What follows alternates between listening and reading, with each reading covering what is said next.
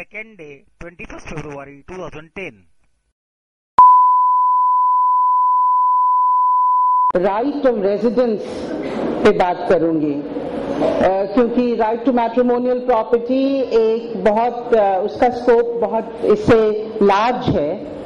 और essentially right to matrimonial property जो है ओनरशिप राइट्स की बात हम कर रहे हैं इस वक्त, वो किसी भी हिंदुस्तानी औरत के पास नहीं है, क्योंकि चाहे वो किसी मजहब की हो, चाहे किसी कम्युनिटी की हो, चाहे कहीं की भी हो, एक जो सबसे भारी लैक्यूना है हमारी लॉ में और वो डोमेस्टिक वायलेंस एक्ट नहीं कवर करता है, वो है राइट टू मैट्रिमोनियल प्रॉपर्टी। और आप ये पूछेंगे ये क्या है राइट टू मैट्रिमोनियल प्रॉपर्टी। वैसे आप लोगों को सबको मालूम भी होगा कि जो हम इस राइट के बारे में बात करते हैं, तो ये राइट जो है जब एक शादी के दौरान जो भी प्रॉपर्टी खरीदी जाती है, और हमारा मतलब है मूवेबल और इमूवेबल प्रॉपर्टी दोनों जो खरीदी जाती है, उसमें अगर वो औरत के नाम पे नहीं हो तो उसमें उसका कोई हक नहीं माना जाता जब वो शादी टूट जाती है किसी भी वजह से, चाहे उस औरत को डिजर्ट कर दिया जाए, चाहे वो बाहर निकल जाए घर से, चाहे कुछ भी हो। जब वो सेपरेटेड होती है तो एकदम से जो घर उसको बताया जाता है कि उसका है, जिस घर में उसको समझाया जाता है कि अरे ये तो तुम्हारा घर है, तुम घर में रह के इसको बनाओ और इसको जिसको वो इम्प्रूव करती है, जिस घर में वो अपना सारा काम करती भी है तो फिर भी, और काम नहीं करती है तो फुल टाइम अपना डिवोट करती है टाइम। और ये एक स्टैटिस्टिकल फैक्ट है, प्लीज जरा सुनिए, एक स्टैटिस्टिकल फैक्ट है कि जितनी औरतों का बाय एंड लार्ज, चाहे वर्किंग वुमेन हो, चाहे घर में रहने वाली एक होम वर्कर हो, जो वो बाय एंड लार्ज अपना सारा एफर्ट घर में लगाती है, बच्चों को बड़ा करती है, केयर एक्टिविटीज उसको बोलते हैं, और बुजुर्गों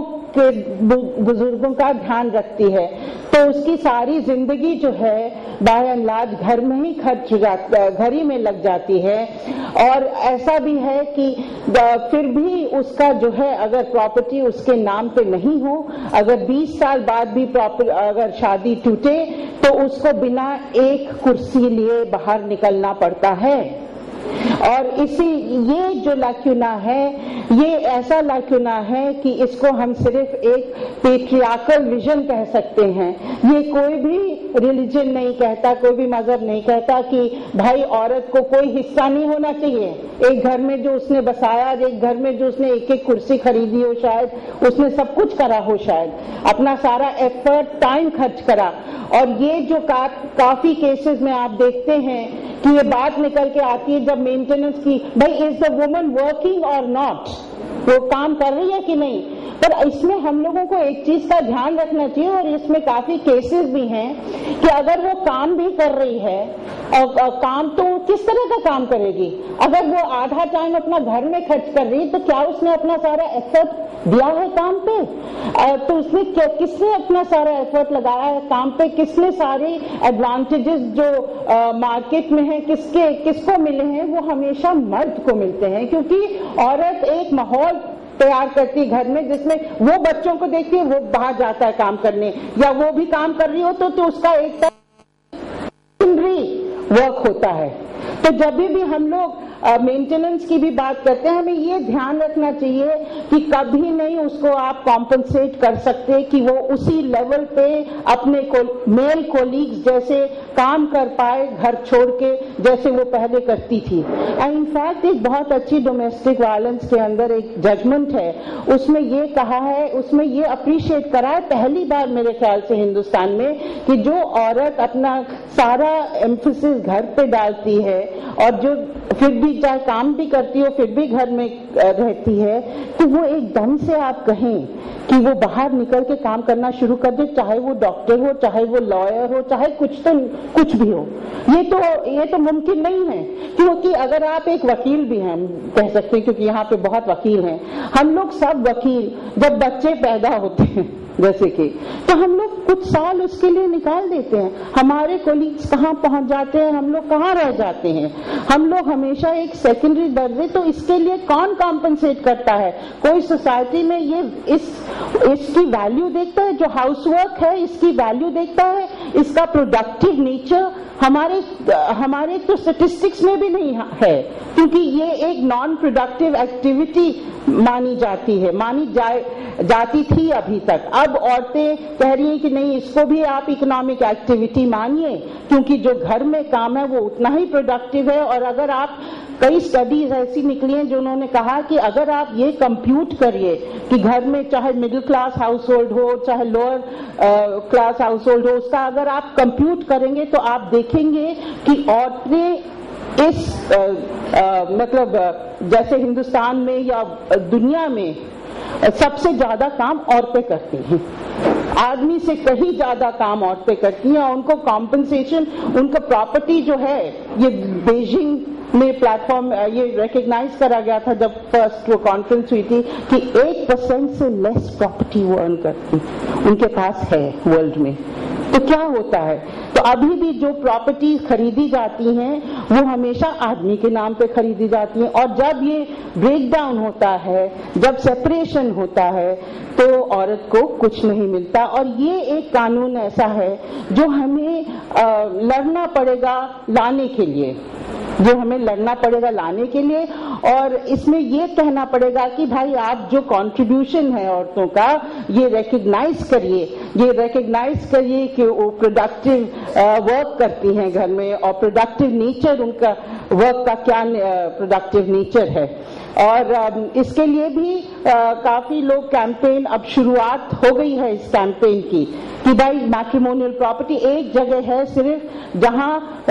औरतों का हक है हिंदुस्तान में, पर उसमें भी काफी कुछ लिमिटेशंस हैं, और वो है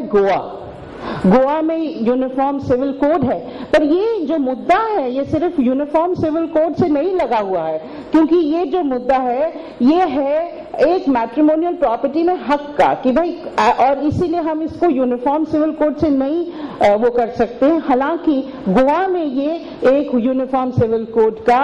एक हिस्सा है कि जब भी डिवोर्स हो जाता है तो औरत को भी आधी प्रॉपर्टी में हिस्सा मिलता है। तो जब हम ये कानून लाएंगे तो वो तो दूर की बात है, हमें ये भी देखना पड़ेगा कि भाई कौन सी प्रॉपर्टी इसमें इंक्लूडेड होनी चाहिए। सिर्फ वो प्रॉपर्टी जो खरीदी गई है शादी के दौरान, कि ये प्रॉपर्टी जो पहले भी दोनों जनों में से कोई भी लाया हो घर के अंदर, वो भी इंक्लूड होनी चाहिए इसके अंदर। फिर हमें ये देखना पड़ेगा कि किस वक्त औरत को ये प्रॉपर्टी मिल जानी चाहिए, जब वो मांगे सेपरेशन पे या जब वो सिर्फ डिवोर्स हो तब वो मांगे। और जैसे गोवा में एक बड़ी मुश्किल आ गई है कि डिवोर्स के ग्राउंड्स जो हैं वो हैं फॉल्ट थ्योरी के, जैसे हिंदुस्तान में सब जगह हैं। तो इसीलिए क्या होता है कि डिवोर्स मिलने में तो बहुत टाइम लग जाता है, तब तक उस औरत को हिस्सा नहीं मिलता अपनी प्रॉपर्टी में, क्योंकि सिर्फ डिवोर्स में मिलता है। तो हमें जब ये कानून बनाना पड़ेगा तो हमें बहुत इसका ध्यान रखना पड़ेगा कि ये जो हमें हिस्सा मिले ये तब मिले जब सेपरेशन हो, या जब औरत मांगे, जब उसको जरूरत होगी तब उसको ये हिस्सा मिलना चाहिए। और ये हिस्सा होना चाहिए मूवेबल प्रॉपर्टी में, इमूवेबल प्रॉपर्टी में, किसी भी तरह की प्रॉपर्टी में उसको हिस्सा मिलना चाहिए। और इसमें अगर हम ये आर्ग्यू करें कि भाई उसका कंट्रीब्यूशन किस हद तक था, क्या उसने करा क्या नहीं करा, और कि भाई ये तो एक्चुअली ये तो सारे शेयर्स आदमी के हैं, ये सारी प्रॉपर्टियां तो आदमी ने कमाई हैं, तो इसमें हमें अपना जो पर्सपेक्टिव है वो बदलना पड़ेगा। हमें ये समझना पड़ेगा कि हम कितनी इम्पोर्टेंट चीज औरत करती है जब वो घर में करती है, हमें वैल्यू देना पड़ेगा हाउसवर्क को, और ये कहना पड़ेगा कि चाहे कुछ भी हो उसका आधा हिस्सा है। और ये शादी से सिर्फ नहीं फ्लो करता, ये फ्लो करता है उसकी जो वो एक घर में रह के एक पार्टनरशिप है शादी, और वो पार्टनरशिप से फ्लो करता है, इक्वल पार्टनर्स होते हैं। तो ये आप कहें अरे उसने उसमें मदद करी, उसने घर में मदद करी, अरे वो तो अपर मिडिल क्लास थी, वो तो नौकर थे तो वो काम करते थे, ये औरत तो नहीं काम करती थी, तो ये गलत तरीका है, क्योंकि सुपरवाइजरी काम लोग करते हैं, कई लोग अपने हाथ से काम करते हैं, कई लोग एक बच्चे को जब देखते हैं तो वो 100% टाइम काम करते हैं, क्योंकि बच्चे को देखना पड़ता है, जब भी उठे, चाहे रात के बीच में चाहे सुबह, उसको तो उठना ही पड़ता है। तो ये सब इसीलिए हम ये प्रपोज कर रहे हैं कि एकदम समानता का हिस्सा उसको मिलना चाहिए, इक्वल हिस्सा मिलना चाहिए इस प्रॉपर्टी में। तो ये तो हो गई मैट्रिमोनियल प्रॉपर्टी की बात। दूसरी बात ये है कि क्या राइट्स हैं जो डोमेस्टिक वायलेंस एक्ट के अंदर औरतों की हैं। वो एक तरह से एक राइट ऑफ ऑक्यूपेशन है, एक राइट ऑफ रेजिडेंस है, और राइट ऑफ रेजिडेंस जो दी गई है उसमें एक डेफिनेशन है शेयर्ड हाउसहोल्ड का डोमेस्टिक वायलेंस एक्ट के अंदर। उसमें ये लिखा है कि जहां भी औरत औरत रही हो, जिस घर में उस शेयर करी हो, चाहे वो वाइफ हो, चाहे वो डॉटर हो, मतलब लड़की हो घर की, चाहे वो सिस्टर हो, कोई भी औरत जो घर में रही है, तो उसको एक राइट ऑफ रेजिडेंस है शेयर्ड हाउसहोल्ड का। और उसमें दो चीजें हैं, अभी भी रह रही है और या पीछे और पहले कभी रही हो, क्योंकि हम लोग जानते हैं कि आमतौर औरतें जब झगड़ा होता है तो वो निकल जाती हैं घर से, और जो उनका जो मैरिटल होम होता है उससे निकल के वो चली जाती हैं और अपने मतलब माता पिता के घर या अपने भाई के घर रहने लगती हैं। और ये एक बड़ी शर्म की बात है कि हिंदुस्तान एक ऐसी जगह है, इंडिया एक ऐसी जगह है जहां पे